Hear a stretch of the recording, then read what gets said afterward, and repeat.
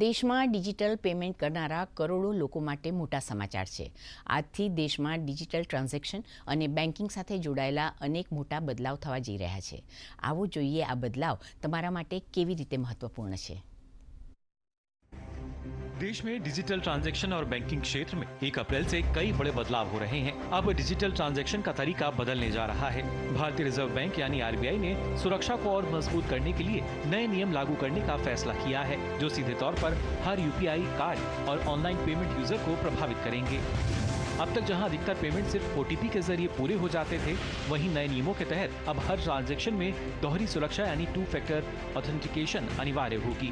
इसका मतलब है कि अब आपको ओटीपी के साथ साथ पिन, बायोमेट्रिक या डिवाइस ऑथेंटिकेशन जैसी दूसरी परत से भी अपनी पहचान साबित करनी होगी। नए नियमों की खास बात यह है कि यह सिर्फ बड़ी रकम पर नहीं, बल्कि छोटे से छोटे ट्रांजैक्शन पर भी लागू होंगे। यानी अब 100 रुपए का पेमेंट हो या 1 लाख रुपए का, हर बार आपको अतिरिक्त सुरक्षा प्रक्रिया से गुजरना पड़ सकता है। इसके अलावा ऑटो डेबिट या सब्सक्रिप्शन पेमेंट जैसे ओटीटी, ईएमआई या म्यूचुअल फंड एसआईपी में भी समय समय पर दोबारा वेरिफिकेशन जरूरी होगा। यानी अब एक बार की अनुमति से हमेशा के लिए पैसे कटते रहने की सुविधा में भी बदलाव आने वाला है। बड़ा नियम पैन और आधार को लेकर भी है। अगर आपने अब तक अपना पैन आधार से लिंक नहीं किया है, तो आपका पैन निष्क्रिय हो सकता है। इसका सीधा असर आपके बैंकिंग और निवेश से जुड़े सभी कामों पर पड़ेगा।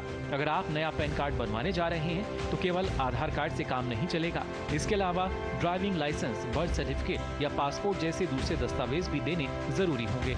हाईवे पर सफर करने वालों के लिए भी बड़ा बदलाव है। फास्टैग से जुड़ी केवाईसी अब अनिवार्य कर दी गई है। अगर केवाईसी अपडेट नहीं है, तो आपका फास्टैग ब्लैकलिस्ट या डीएक्टिवेट हो सकता है, जिससे टोल प्लाजा पर आपको परेशानी का सामना करना पड़ सकता है। बैंकिंग सेक्टर में भी बदलाव हुए हैं। एटीएम से मुफ्त ट्रांजैक्शन की लिमिट के बाद अब अतिरिक्त शुल्क ज्यादा देना पड़ सकता है। वहीं कुछ बैंकों ने क्रेडिट कार्ड के नियमों में भी बदलाव किया है, जैसे रिवार्ड पॉइंट्स और फीस स्ट्रक्चर में बदलाव।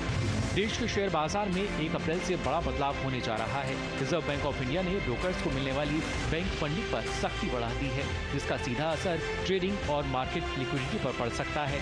नए नियमों के अनुसार अब ब्रोकर्स को बैंक से कर्ज लेने के लिए 100% कोलेटरल देना होगा। यानी बिना पूरी गारंटी के अब फंडिंग मिलना लगभग नामुमकिन हो जाएगा। इससे बाजार में सस्ता और आसान पैसा कम हो सकता है। अजय मिश्र की रिपोर्ट, डीडी न्यूज।